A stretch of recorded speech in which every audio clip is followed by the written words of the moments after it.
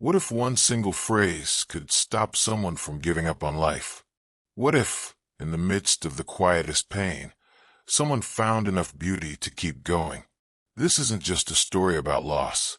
It's about what happens after. How a sister turned her brother's grief into art that touched strangers.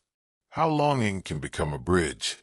How the right words, at the right moment, can save someone on the brink. If you've lost someone, if you carry something inside that you can't say out loud, this story is for you. Take a deep breath. Come feel what's left. At 3:12 a.m., the message arrived. 3 words that seemed cold, and yet froze everything inside Julia. He's gone. She stared at the phone screen, as if reading it again could change it. But the words remained. 3 small words. No period. No relief. Her younger brother, Ryan, had lost his battle with depression. For a moment, everything stopped. The room went silent. The fan stopped spinning. Even the air felt too heavy to breathe. Julia sat on the bed, motionless, phone in hand, her heart sinking into silence. She didn't cry. Not yet. That kind of pain still had no name. It was just a sudden emptiness. An absence so abrupt it couldn't be understood.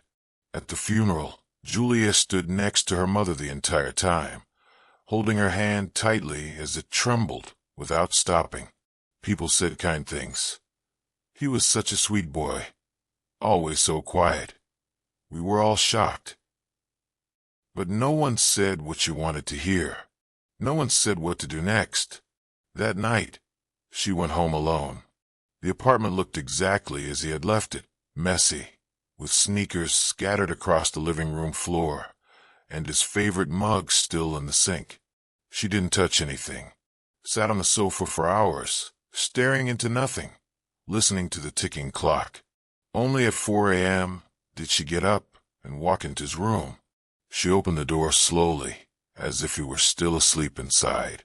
The bed was unmade, a notebook open on the pillow. In it, written in pencil, "Some people can't wait for things to get better." Julia leaned against the wall, slid down, and sobbed harder than she ever had in her life. It wasn't a loud cry, but a silent sob, like someone who wanted to scream but couldn't. In the days that followed, she switched to autopilot, canceled meetings, closed her photography studio, locked social media. Messages from friends arrived. She ignored them all. She slept poorly, ate as little as possible, but every morning she returned to his room, sat on the edge of his bed and opened the notebook, waiting to find another message, an explanation, anything. But there was nothing more. One of those mornings, she discovered a box in his closet. Inside were notes, drawings, scribbles, things he had written over the years, things he never said out loud. One read, "Music helps, but only up to a point." Another, "I'm scared I'm just a burden to her." A third, "If I don't make it back, let her know it wasn't her fault." Julia pressed the paper to her chest, her eyes burning. He thought she didn't notice, but she did. She just didn't know how to reach him. 2 days later, Julia turned on the radio without thinking. Just let any station play, whatever, so she wouldn't feel so alone. And then she heard, "Hey Jude, don't make it bad. Take a sad song and make it better." That song. She barely remembered when they had first listened together. Maybe in the car on a childhood trip. Maybe at a birthday party. But now those words felt meant just for her, as if Ryan had chosen this moment to speak through that music. Take a sad song. She closed her eyes, breathed deep, and, for the first time since the funeral, felt something beyond pain. She felt longing. She felt love. She felt he was still there, somehow. The next day, she returned to the notebook and wrote a letter to Ryan. Not a goodbye, but response. "You were never a burden. You were my reason to keep going in the darkest days. I made a mistake thinking silence meant absence. You were screaming, and I didn't hear. But now I hear. and I promise to carry you differently, a lighter way. She folded the note and placed it in the box alongside his. Then she dusted off her camera from the studio, went outside, headed to the park where he used to draw, snapped a photo of his favorite tree, one of a boy holding a notebook, one of a lady feeding pigeons. Without fully understanding why, she photographed it all, as if proving life was still happening. That beauty remained, even when it hurt. The following weeks were like a silent film, bathed in natural light, no soundtrack. Julia photographed every day. Still no clients, but she'd step outside with her camera slung over her shoulder, a notebook in her bag. Under each developed photo, she wrote phrases, snippets of thought, words Ryan might have said, or words she needed to hear. The sun doesn't ask if we're ready. It just rises. Sometimes pain just wants to be acknowledged. You don't need to get better now. You just need to keep going. She taped those phrases onto the photos, stored everything in a shoebox. One day, at the cemetery, she placed one of the printed photos next to the headstone. It was of an empty bench surrounded by yellow leaves, accompanied by the line, "You still live here, but in a different way." On her way home, she stopped in a nearby cafe. For the first time, she sat alone and ordered hot chocolate. Looking through her notebook, one of the baristas approached. "Excuse me, did you take this photograph?" She held a print of a little boy sitting on the ground, drawing. It was one of Julia's prints she'd left behind. "Yes, it's mine." The girl smiled, emotional. "It's beautiful. There's something about it that moves us. Feels like we see what he feels, even without knowing." Julia returned her smile.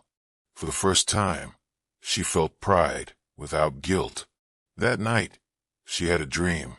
Ryan was sitting in his old bedroom, exactly as he used to, wearing his usual gray sweater, sketching. When she walked in, he looked at her and said, "Did you see how the light changes depending on the angle?" She didn't understand immediately, but he smiled. "You never saw the sadness I felt, but you also never saw how deeply I felt loved." She wanted to hug him, but the dream ended. She woke with her heart racing, but with peace. The next day, she decided to transform what she'd been doing into something tangible. She reopened her studio, but not how it had been. She taped her recent photos along the walls. Beside each a phrase. No titles, no prices, just images and words. In the front, a sign simply read, "Exhibit fragments of absence. Enter. Feel. If it moves you, take it." People began to come in. A mother bought the photo of a pair of sneakers on the sidewalk, said it reminded her of her child who'd moved overseas. A woman purchased the image of a cracked mug. "This feels like how the heart looks when someone disappears." Julia just thanked her. She didn't explain. She allowed each person to take what they needed. A young man with curly hair spent the whole afternoon there. By the end, he approached. "These photos made me want to write again. I haven't written in 2 years." Julia handed him a blank sheet. "Start with a word, then another. It doesn't have to be beautiful." He smiled, sat down, began writing.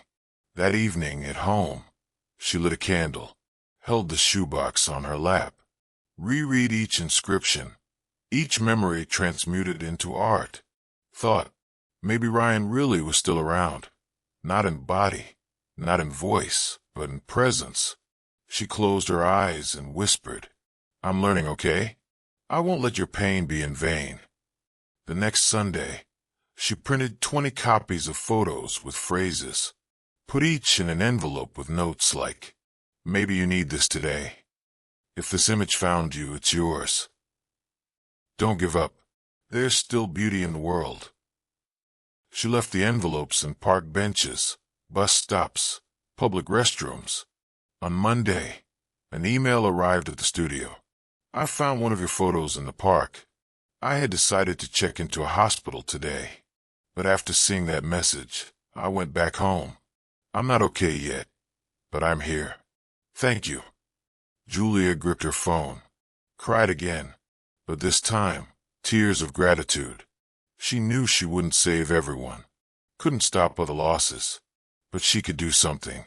Bit by bit, Julia's name began to spread among people who didn't know she was a photographer. They just said, "The woman whose images touch the heart. The artist who spreads hope." She didn't seek recognition, but she didn't refuse when someone hugged her in silence, thanking her for feeling something after feeling nothing for so long.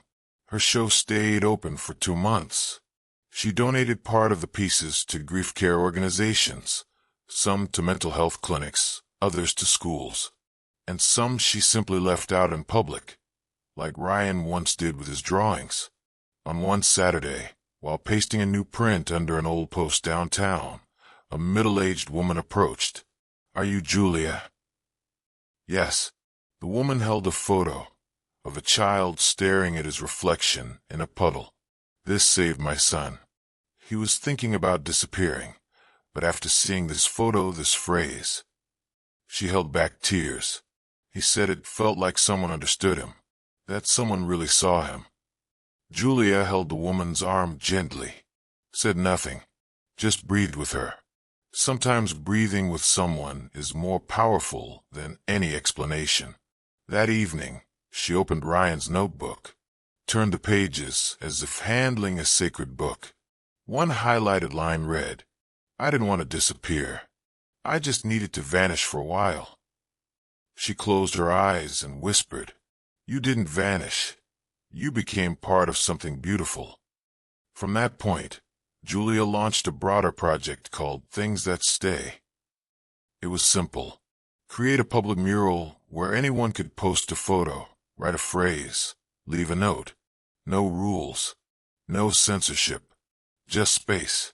She got city permission for an abandoned wall near the cultural center, painted it white, and at the top wrote, "Things That Stay." Beneath, "If something hurt you, but you stayed, write it here. If someone left, but left something beautiful, share. If you don't know what to do with your pain, start by putting it here." The mural grew fast. Within a week, over 50 notes were attached. In 2 months, it was full. Then they painted another wall. Then another. People came from neighborhoods far away just to post their words. Others came back to read what others left. Some simply sat on the sidewalk and stayed, as if that was enough. Every Sunday, Julia visited the mural, carried coffee in a thermos, sat aside, watched people interact with what was on the wall. An elderly woman read each message aloud. A young man cried silently at a note reading, "Dad left before I could say I forgive you." A child, barely able to write, drew a red heart with 3 hands holding it. Julia captured it all with a camera. No flash, no hurry, just as always. One rainy Sunday, she found an envelope taped to the mural. It read, "To whoever made this, thank you." Inside was a handwritten letter. "My name is Isaac. For months ago, I lost my best friend. I thought the world had ended. Thought I'd never feel like getting out of bed again. But I saw your note on the mural. You don't have to run. Just don't stop." And that saved me. I didn't run, but I got up. Now I want to help too. If you ever want coffee, I'm around. At the end of the page, a phone number. She didn't respond right away. But that night she called. Isaac answered with a gentle, timid voice. "Hi, it's Julia." "The creator of the mural?" "One of them. I think now there are many of us." They laughed, talked for nearly an hour about loss, art, silence, fear. At the end, they agreed to meet. Months later, Julia and Isaac collaborated on a book, Things That Stay. Filled with photos, phrases, collages, anonymous texts from the mural. The opening pages included lines like, "It still hurts, but now there's room for other things. My brother died, but I keep dancing for him." You don't have to be whole to be real. Breathing is also resistance. They held a public launch in the same neighborhood where the first mural was born. Children drew on the ground. Elders read pages with tear-filled eyes. Young people embraced upon seeing phrases they themselves had posted. Julia didn't give a speech. Instead, she left a note pinned to the main tree in the square. Pain still visits, but now it comes with respect.